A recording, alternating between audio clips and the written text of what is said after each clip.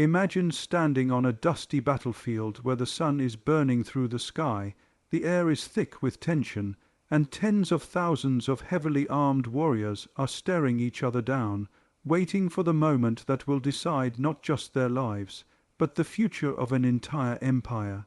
And now imagine one man, one commander, so powerful and so feared that his very presence shakes the spirit of his enemies.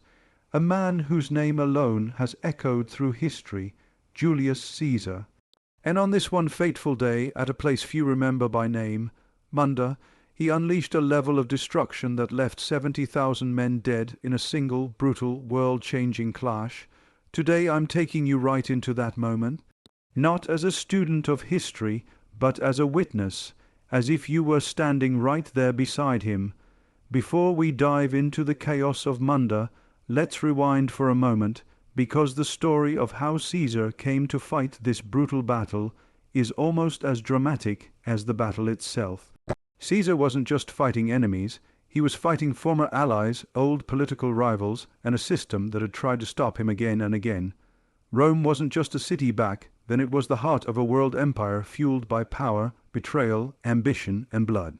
And Caesar was right in the center of it. You might think the Battle of Munda was just another ancient conflict, another line in a textbook, another dusty moment in time. But the truth is, this battle was the end game. The final blow in a power struggle that had lasted for years, a struggle that had begun when Caesar crossed the Rubicon and declared war on the Senate, a struggle that pitted him against Pompey the Great, once his ally, later his deadliest enemy. And, although Pompey had been defeated earlier, his sons had risen to take revenge. They were determined to bring Rome back under their control and destroy Caesar once and for all. They had gathered a massive army in Spain, fierce, loyal, battle-hardened troops who were ready to fight to the death. And Caesar couldn't ignore them, he couldn't turn away. Because if he did, everything he had built, everything he had fought for, and everyone loyal to him could collapse. Rome was a place where power didn't wait. You either took it, or someone took it from you. And Caesar understood that better than anyone, so he marched. After years of war, years of victory, years of carrying the weight of an entire empire on his shoulders, Caesar marched one more time toward Spain, toward Pompey's sons, toward a battlefield that would define the rest of Roman history. He was older now, more experienced, more strategic, more ruthless, but he was also tired, and he knew that this time the stakes were even higher. If he lost at Munda, he wouldn't just lose an army, he would lose Rome. He would lose his life, and history as we know it would be completely different. Picture Caesar arriving in Spain. Imagine the dust clouds rising behind his troops, the echoes of their marching feet, the sound of armor clashing, shields scraping, horses snorting. His men were exhausted from weeks of marching, but Caesar wasn't giving them rest. There was no time. His enemies had chosen their ground, carefully high terrain, strong positioning, deep defensive lines.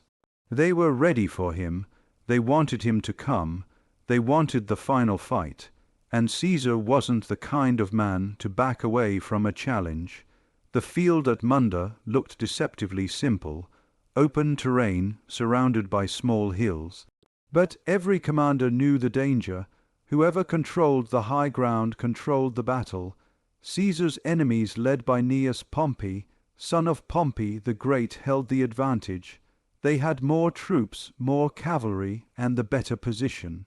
And they were confident. Why wouldn't they be? Caesar was walking into a trap, but Caesar wasn't famous for winning easy battles. He was famous for winning impossible ones. As the sun rose over Munda on that morning in 45 BCE, both armies stared across the battlefield at each other. Tens of thousands of soldiers gripping their weapons, adjusting their armor, whispering prayers to their gods. The silence before the storm was thick enough to suffocate you, but Caesar broke it first. He ordered his lines to advance. Now imagine this moment, tens of thousands of Roman soldiers marching in formation, shields raised, spears pointed forward, the sound of metal hitting metal as they moved. Every step brought them closer to death, but also closer to victory, and in front of them Pompey's forces held their ground. They didn't move, they didn't flinch. They wanted Caesar's men to climb uphill, to tire themselves out, to break their formation. And that's exactly what Caesar feared. He could see the danger, his legions struggling uphill, losing momentum, getting pushed back. The lines were shaking. Caesar had been in countless battles, but today something was different. His troops were hesitating. For a moment the unthinkable seemed possible. Caesar might lose. So what did he do? He did what no other Roman commander would have done. He stepped into the front line himself. Yes, the most powerful man in Rome, a leader feared by the entire world, walked straight into the chaos of battle. Imagine the shock in the eyes of his soldiers. Imagine the panic in the hearts of his enemies. Caesar didn't shout orders from a distance. He marched forward, sword raised, armor shining, shouting for his men to follow him. It wasn't strategy, it wasn't politics. It was pure courage or madness. And it worked. His soldiers, seeing their commander risking his life right beside them, surged forward with renewed fury. The uphill disadvantage started slipping away. Slowly, inch by inch, line by line, they pushed back Pompey's army. You could feel the shift in the battlefield like a wave changing direction. Caesar's right flank began overpowering the enemy's left, forcing them to retreat. Panic started spreading among Pompey's ranks. And this is where the real horror began. Once the lines broke, everything descended into chaos. Caesar's legions tore through the enemy forces with unmatched brutality.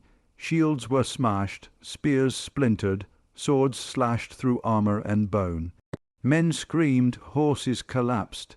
Dust filled the air so thick you could barely see your own hands. The battlefield turned into a sea of blood, bodies, and broken weapons. Pompey's forces tried to regroup, but Caesar wasn't giving them a second chance. He ordered a full offensive. Every legion, every cavalry unit, every reserve soldier surged forward. The enemy had nowhere to run. Their retreat routes were blocked. Their formation had collapsed. And Caesar's men, fueled by adrenaline and the presence of their commander, destroyed everything in front of them. 70,000 men.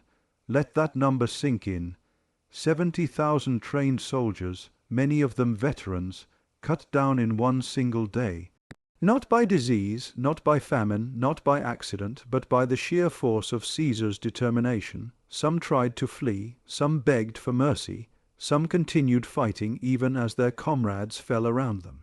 But the truth is, the Battle of Munda wasn't a battle anymore. It was a massacre. By the time the sun began to set, the battlefield was unrecognizable. What had started as two massive armies standing proudly on an open field had turned into a landscape of death.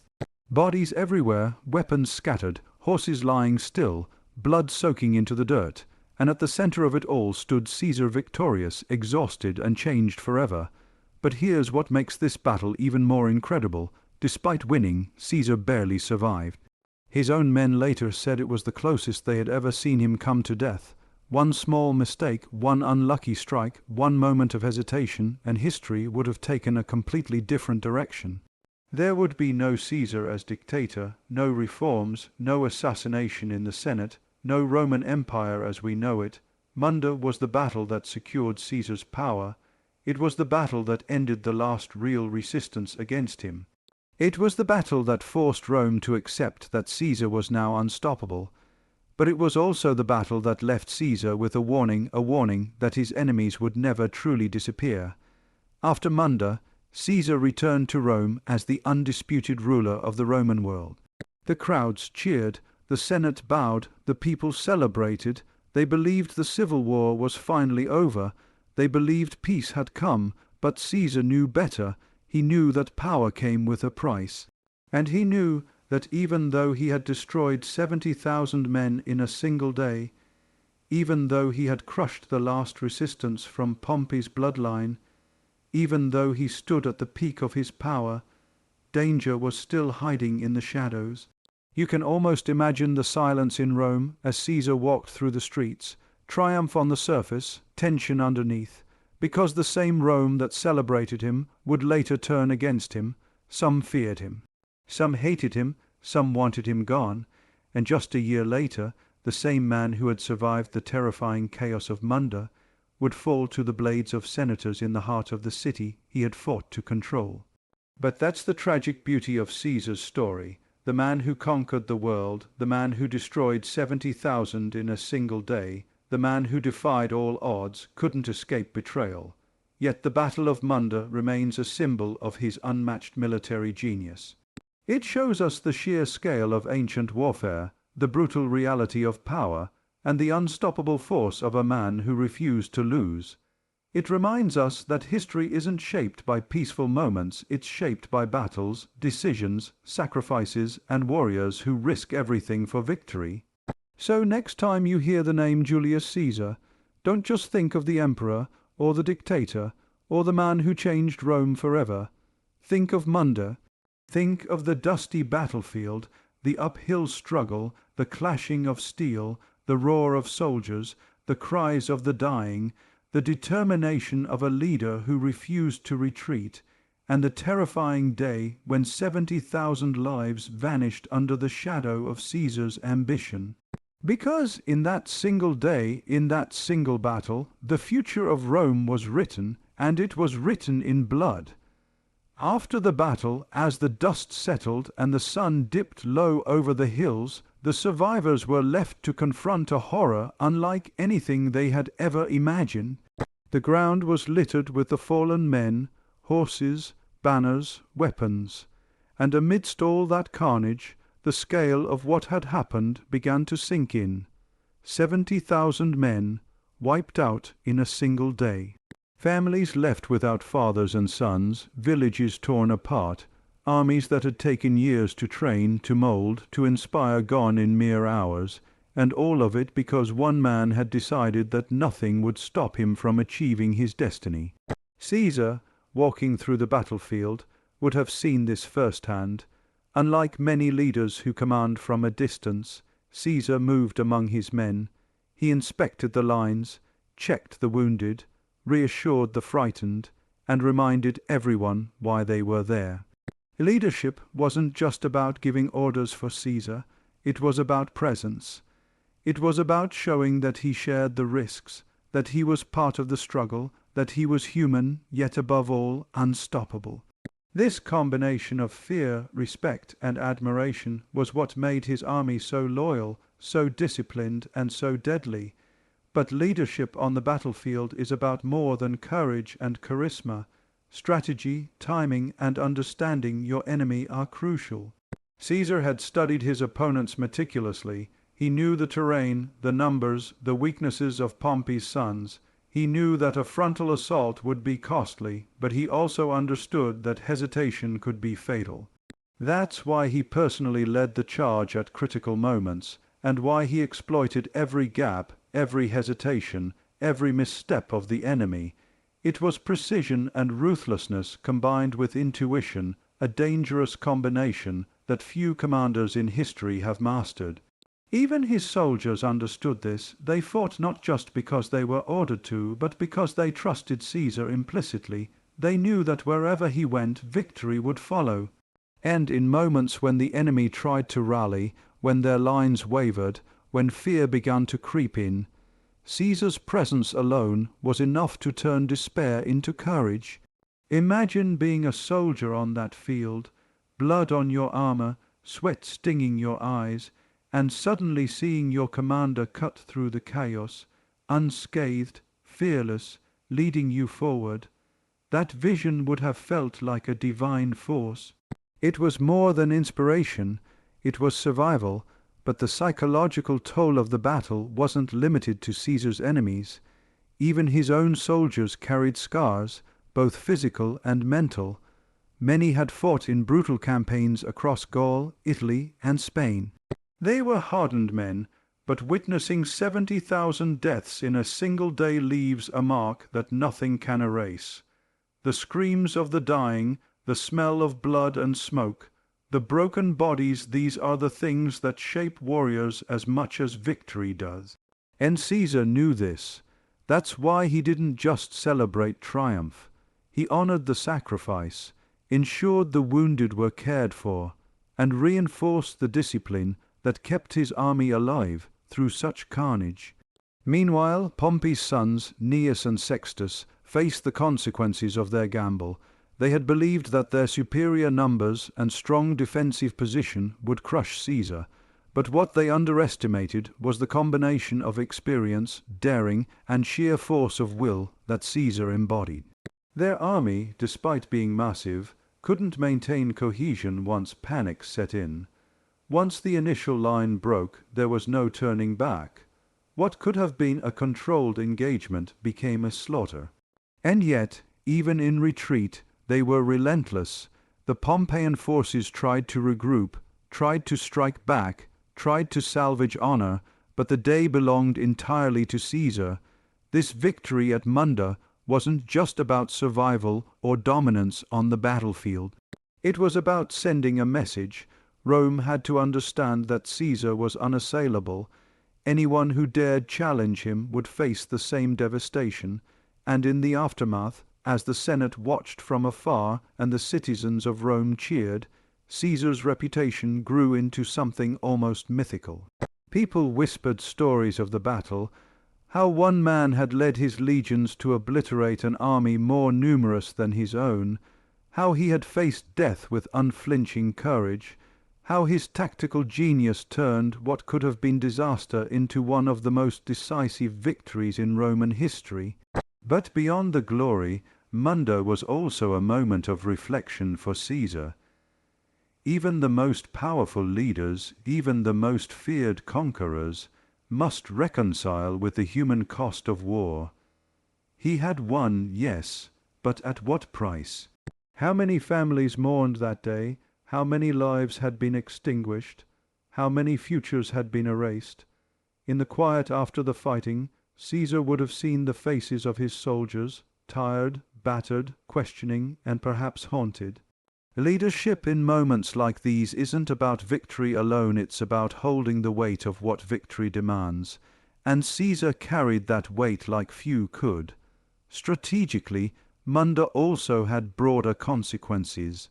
With Pompey's sons defeated, no significant opposition remained to challenge Caesar's authority. The civil wars that had engulfed Rome for over a decade were effectively over. The Republic's fragile political structures had been shattered, and Caesar stood unopposed, ready to reshape Rome in his image.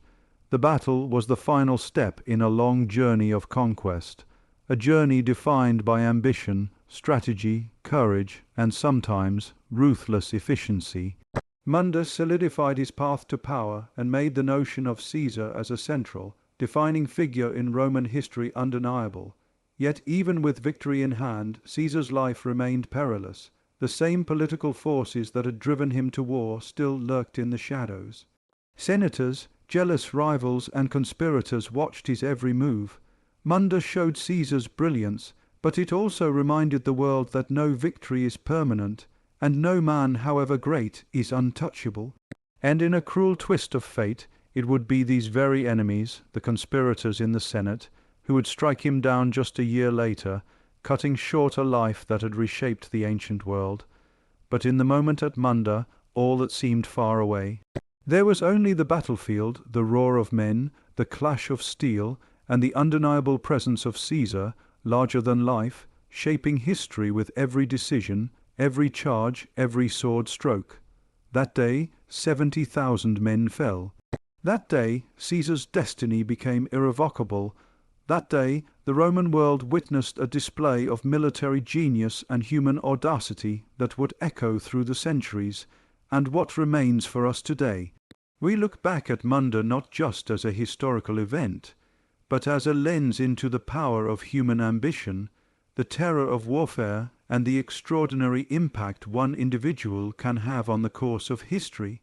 It's a story of strategy and courage, but also of consequence and cost, a story where victory and tragedy are inseparable. Munda teaches us that history isn't written in quiet moments or gentle speeches, it is written in decisive actions, in choices made under pressure, in the courage to lead and the courage to face the unimaginable. So the next time you think about power, about leadership, about the weight of decisions, think about Munda. Think about Caesar walking among the fallen, thinking, planning, surviving. Think about 70,000 men gone in a single day, and the ripple effect that one battle created for the future of Rome and the world. It's a lesson in ambition, in courage, in sacrifice, and in the terrifying reality of history that it is never kind, never fair, but always profound. And remember this, history remembers not only the victors, but the cost of victory. It remembers the courage and the strategy, but also the human suffering that comes with the pursuit of greatness. Munda is more than a battle. It's a mirror showing us what happens when ambition, power, and human determination collide on a scale that is both awe-inspiring and horrifying. It's a story that reminds us that the past is alive in every lesson, every victory, every tragedy, and every man who dared to change the world. After the dust of Munda settled, Caesar didn't immediately celebrate. There was no grand feast, no loud proclamation of victory. For a man who had faced death so many times, survived ambushes, and crushed entire armies, victory carried a strange weight, a mixture of triumph, relief, and an acute awareness of the cost. Walking among the dead and the dying, Caesar would have felt the eerie quiet that follows chaos. The screams had faded, the clash of swords was gone, but the silence wasn't peaceful. It was heavy, almost suffocating, filled with the realization that 70,000 lives had vanished in a single day. Men who had trained, fought, laughed, and loved now lay motionless, their futures erased, and the battlefield became a chilling reminder that war is never clean or simple. Yet, even as the horror pressed in, Caesar had to think ahead. Victory on the battlefield didn't guarantee control over Rome. Politics waited like a shadow behind every decision. He had to consolidate power, secure loyalty, and show that Munda was not just a fleeting success, but a decisive moment that changed the trajectory of history. His reputation, already legendary, needed to transform into absolute authority. And so, while tending to his wounded and reorganizing his forces, Caesar was also planning the next steps, the steps that would lead him to unchallenged dominance over Rome. The psychological impact of Munda was profound. On his enemies, it instilled fear that would linger for years. Gnaeus and Sextus Pompey had failed spectacularly, their forces decimated, and their political credibility shattered. Any remaining loyalists hesitated, unsure if they dared rise against a man whose tactical genius had turned the impossible into reality. Meanwhile, his own soldiers, though exhausted and shaken by the intensity of the battle, were bound closer than ever to their leader. They had witnessed his courage, seen him survive moments when anyone else would have fallen, and followed him into chaos and death itself. That bond, that loyalty, would become one of Caesar's greatest assets in the years to come. Rome, of course, reacted in a mixture of awe and apprehension. News travelled slowly in the ancient world, but when it arrived, it painted a picture of a battle unlike any before it of a general who had obliterated 70,000 men in a single day, of an unstoppable force who had marched into Spain and returned victorious against overwhelming odds. For the Roman people, it was both terrifying and inspiring. Citizens and senators alike understood that the Republic was changing before their eyes. The old rules no longer applied. Caesar's actions at Munda demonstrated that power now rested not in the Senate or in tradition, but in the hands of one man willing to seize it. And yet, history reminds us that every victory carries consequences. The brutality of Munda, the sheer loss of life, haunted Caesar's later years. He knew that the same ambition that allowed him to win could also make him vulnerable. The Senate, still filled with rivals and conspirators, watched him closely, wary of the growing power he now wielded. They remembered Munda not as a tale of heroism, but as proof of what Caesar was capable of. To them he was both genius and threat, and within a year that tension would explode in the heart of Rome itself. But Munda's importance goes beyond personal politics. Militarily, it became a textbook example of leadership, strategy, and psychological warfare. Caesar demonstrated the critical power of morale, how the presence of a single leader could shift the tide of battle, how decisive action and personal courage could transform desperation into victory. It showed the dangers of overconfidence. The Pompeians had strength in numbers, but they underestimated the discipline, experience, and ruthlessness of Caesar's legions.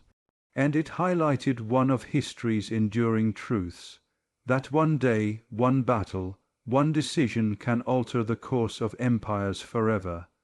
And the scale of Munda is almost unimaginable today.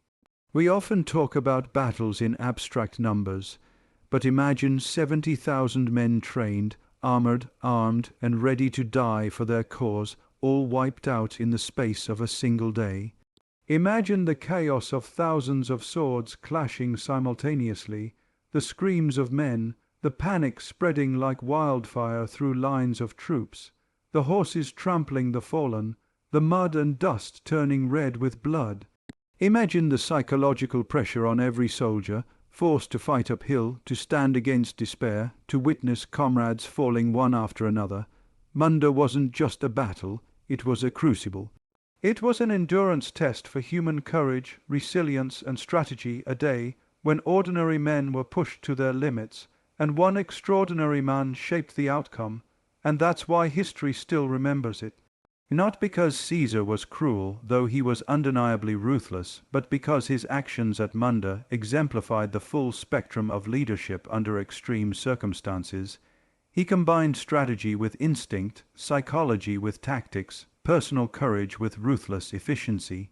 It's the kind of moment that historians, strategists, and storytellers study for centuries, not just for the numbers, but for the insight into how human decision-making, charisma, and boldness can influence the fate of nations. After the battle, the rebuilding began. Caesar didn't linger long on the horrors of Munda. He had a vision for Rome, and vision waits for no man, but the scars of that day shaped him perhaps more deeply than any prior battle. He knew the fragility of power, the fleeting nature of loyalty, and the importance of decisive action.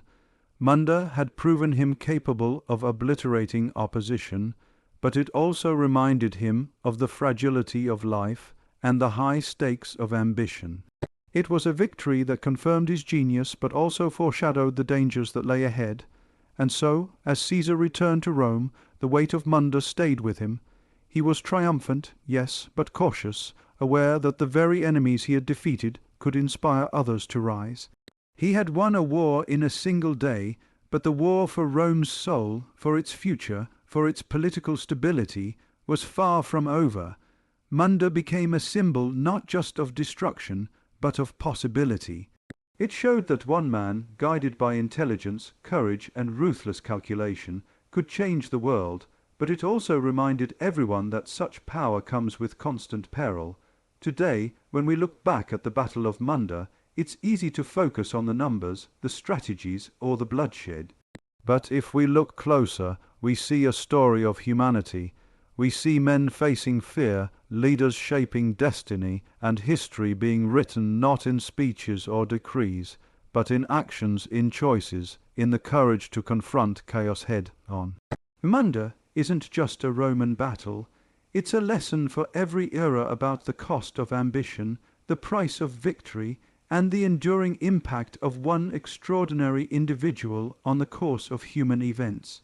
And that, my friends, is why Munda matters, because it reminds us that history is not a series of dates or names.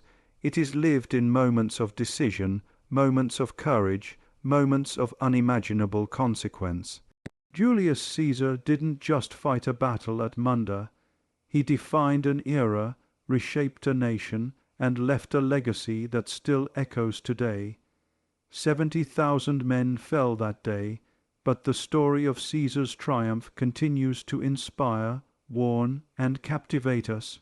And when you close your eyes and picture the sun over that battlefield, the clash of armies, the roar of men, the dust and blood filling the air, you begin to understand why history remembers Munda not just as a battle, but as the moment when a man changed the world.